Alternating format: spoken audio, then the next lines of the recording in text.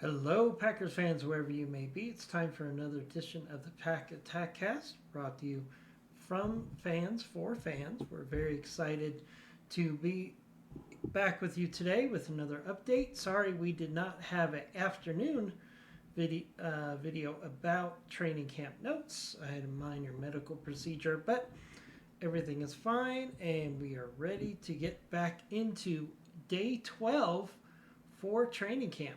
I was there for day 1, and I can't believe we're already at day 12. Very excited to give you some news and notes from training camp number 12. But before we get to that, please give this video a like. And if you've not already done so, please subscribe. It takes you just a second to click on that icon, and it makes all the difference in the world for us. And it gives you all of our Packers content in your feed. So please give us a subscribe. We're trying to get to 5,000 before the start of the season, and we are already at 4,100. And that's all thanks to you guys who have subscribed. So really appreciate that. Today we're going to give you an update on today's training camp, and we have a special surprise because we now have early access to Madden 26. Thank you, EA Sports, for giving us the ability to get into Madden 7 days early. So what we're going to do is show you the initial ratings that Madden has for your Green Bay Packers.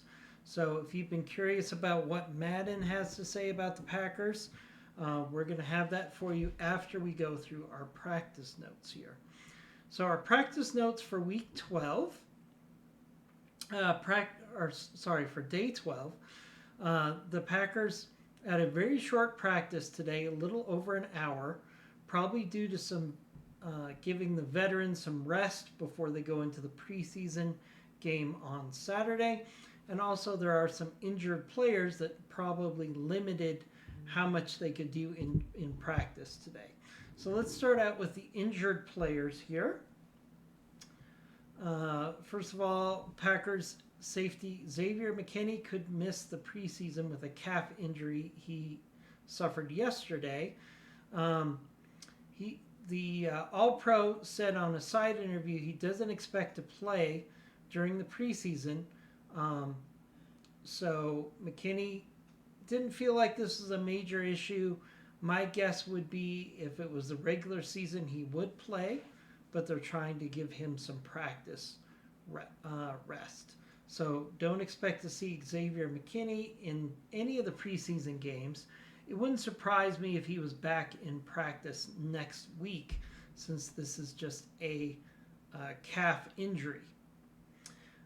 With Keyshawn Nixon and Nate Hobbs both out of team drills, Bo Melton was called into action with the first team defense today. So that's great to hear. Bo Melton basically looks like he's in effect the 4th or 5th corner, which is just amazing considering he did a complete position shift from wide receiver to corner, although he did play corner in high school, so he does have some experience there. He's been playing really well at his new position. When Matt LaFleur was asked if the starters were going to play in the preseason, especially the game on Saturday, Matt LaFleur stated that he wanted to get all 4 of his quarterbacks some snaps in the preseason opener. For perspective, Jordan Love only threw 2 passes in the preseason in 2024 after throwing 33 in 2023. Per Matt LaFleur, the NFL is pushing teams to play their starters in the preseason, referencing numbers that claim that players who participate more in the preseason are less likely to have injuries during the regular season. So let's talk about that really quickly. I think it does make sense. Of course, the NFL would like starters to play in the preseason just to get people in the seats and get them excited about the regular season. But it does make sense that if they get actual preseason reps, they're less likely to have injuries like groin injuries or calf injuries or hamstring injuries if they get in-game reps before the start of the regular season. So that does make sense, and it is interesting that the NFL has kind of pushed this down to each of the teams, saying, we would recommend that some starters get some action in the preseason. Now, what's most likely for me is we see the starters, minus those that are out due to injury, play maybe the first quarter, and then they switch over to the second and third strings for the rest of the game, especially on Saturday. We do have a lot of injuries right now for starters, so don't expect those starters to be out, but expect the non-injured starters, in my guess, to play about a quarter on Saturday night. Big news out of Wednesday was that offensive lineman Travis Glover has a serious shoulder injury and was put on injured reserve. His season is over, and the plan is for him to take a surgery as soon as possible on the labrum, which was injured, and then return in 2026. So his season is over. It was expected he was going to make the 53-man roster as the 9th offensive lineman. So we're going to have to see if players along the lines of Donovan Jennings or Kadeem Telfort can get into that rotation as being the 9th or 10th offensive lineman. Also look for Brian Gutekunst to look at cuts from other teams as well, with an emphasis on offensive linemen. So we'll have to see what happens there. Starting backup running back Marshawn Lloyd was wearing a helmet in practice today and is off the injury report. He wasn't a full participant in practice. It'll be interesting to see if Marshawn Lloyd actually gets some playing time in the preseason game. I would suspect he does not, but it would be a nice surprise if he was able to get into that first preseason game. Most likely he'll be a starter for the second preseason game. That would make the most sense to me. The following players were non-participants in practice on Thursday: Emmanuel Wilson, who has a knee injury; Jaden Reed, who has a foot injury. Don't expect Jaden Reed to be out there on Saturday. Christian Watson with his knee injury, as we know. Donatavian Wicks with a calf injury. Maybe he plays on Saturday. We're going to have to wait and see. Rasheed Walker with a groin injury. I don't expect him to play in the preseason, at least this week. Elton Jenkins with a back injury. He's probably the most likely to actually play on Saturday of this group. John Williams with a back injury. Colin Oliver is still out with a hamstring injury. Cornerback Nate Hobbs, we know, is out with a knee injury until week 1. Kamal Haddon with a hip injury, and Xavier McKinney with a calf injury. New injuries were to Reed, Jennings, and McKinney, who all practiced yesterday. So, again, a lot of these injuries, if we're in the season, they would be playing. But obviously the Packers want to start the season as healthy as possible, so they're making some smart decisions with their injuries, in my opinion. Without Walker and Jenkins, the first team starters at left tackle were Jordan Morgan, and Monk was inserted first team center, and Jordan Morgan played primarily left tackle. Monk and Sean Ryan played center and right guard, based on the fact that Jenkins was not in practice today. So that is pretty much what we've seen throughout the start of training camp. And in early training camp, when Jenkins was not able to play, Monk and Sean Ryan did play a lot of center. So that's not a surprise. The Packers offense did really good in the red zone period today. Now, it's not a surprise because we had a lot of defensive secondary players who are starters who are out due to injury. So it does make sense that the offense would have more success today. Not only did Jordan Love dice up the defense, but according to Andy Herman of the Packers report, he did do an option run for a touchdown. So that's great to see that Jordan Love is not only feeling comfortable in the pocket and running when everyone's covered, but he actually called himself up for an option play for a touchdown. He could have probably handed it off or gone for a pass since it was an option, but he decided to run for the touchdown. That's great to hear that Jordan Love is feeling healthy and able to run for touchdowns in training camp. With both Nixon and Nate Hobbs out, the starting outside corners were Valentine and Bo Melton. Again, Valentine is clearly entrenched as the number 3 cornerback right now, and Bo Melton looks like he might be the 4th, which is amazing. But again, we'll have to see how the cornerback room will shake out. A lot of that will probably come out of what we see in the preseason game on Saturday. There's going to be a lot of opportunity for young cornerbacks to show what they can do in an actual game. So I'm excited about that. Another thing that came out of practice today is we're seeing a big competition between Isaiah Simmons and Isaiah McDuffie for the 3rd linebacker spot. So it's really interesting to see this play out because McDuffie has been a solid member of the linebacker corps for a number of years, and he's very solid. But one of the things that is a weakness for McDuffie is speed and also his coverage ability, where McDuffie has historically been a liability in coverage. Isaiah Simmons, as a former safety, actually has far superior coverage abilities than McDuffie. So I actually think it's very likely that Simmons will win that number 3 linebacker job and end up being a starter for your Green Bay Packers on early downs. If so, that is an amazing story because Brian Gutekunst brought him in as a free agent, hoping just for some depth. If he ends up not only making contributions on special teams, but also as a starting linebacker, that's going to be a great pickup for Brian Gutekunst. So good for Simmons, and he's competing for that number 3 role, which is very exciting. So that's it for training camp today. As I said, it was a very short training camp. It's good to see the offense is playing well, but then again, they had a lot of defensive starters out today. So what I want to do now is actually switch over to Madden, which we got early access to. Thank you again, EA Sports, for that. And what we're going to do is we're going to look at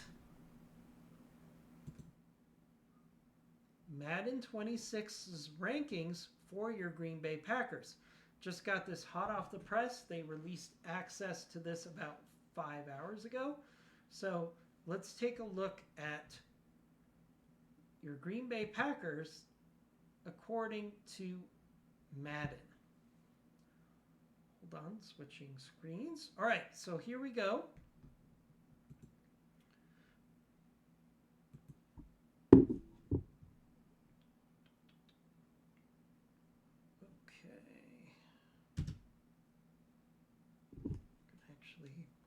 Out of this.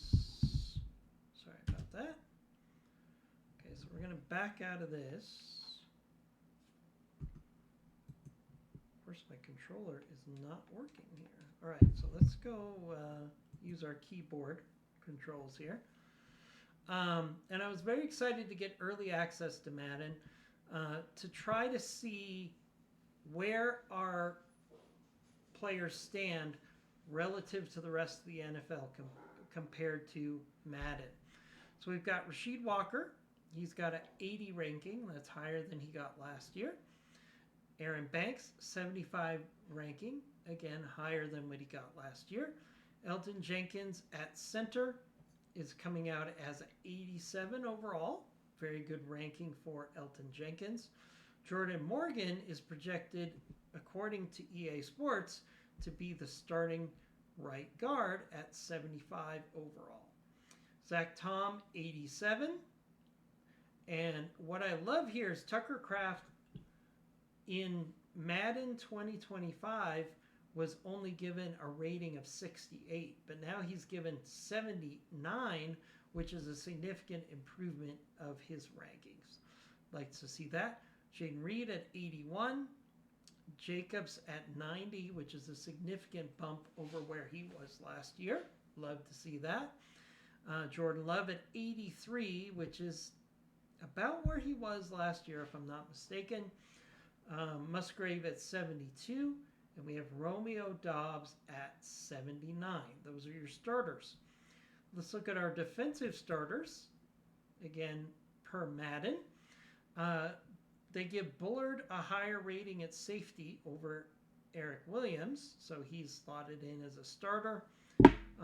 We've got Quay Walker at 79, Edrin Cooper at 79. I feel like Edrin Cooper should have been closer to like an 80 or an 81, but this is what Madden has. If he performs better in the game, obviously he will be able to increase that rating, but I feel like 79 is a little low for Edrin Cooper after how he performed last year. They have Isaiah McDuffie at 73. I'm probably going to switch him out for Isaiah Simmons when I mess with my roster before we actually play some games here. Xavier McKinney here at 93. I think that's a great rating for him. I don't have any problem with that, EA Sports. He did a great job there. Nate Hobbs at 81 at one of the corners. Lucas Van Ness at 74, which I think is fair given his upside. I think you can move that up with good play. We have Clark at 87. Dante Wyatt at 75, which I think is a fair rating for him. And we've got Rashawn Gary at 82. We have Keyshawn Nixon at 76. I personally would probably have ranked him probably 78 to 80 would probably be a more accurate Keyshawn Nixon rating. So that's what we have on special teams.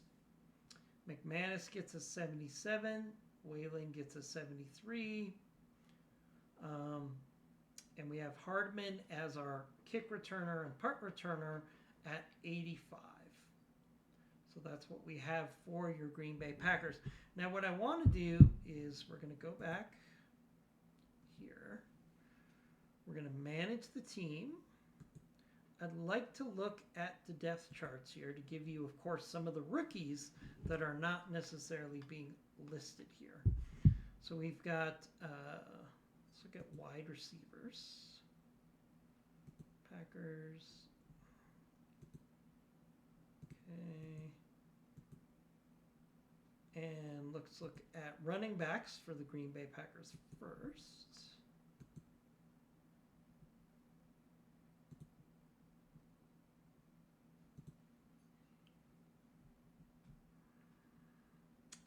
This is the Panthers. No, that's not what I want. I want the Packers.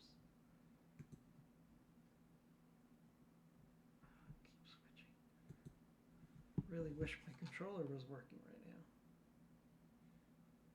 Not sure why it's not. There we go. All right. There we go. All right, let's do this properly now that my gamepad is hooked up. So let's look at depth charts. We've got Willis at 65. Again, that feels low to me. I think he should be closer to a 70, given how he performed last year. At halfback, we got Josh Jacobs, Marshawn Lloyd at 73. I guess that's fair given his limited production so far. We've got 66 for Brooks and 65 for Wilson. Let's look at wide receivers. This is what you want to look at, right? So we got Reed at 81, Doubs at 79. I think Doubs should probably be closer to 80, but I'm not going to nitpick here. We've got Christian Watson at 78. He should be on the injured list. I haven't dug into this too closely yet.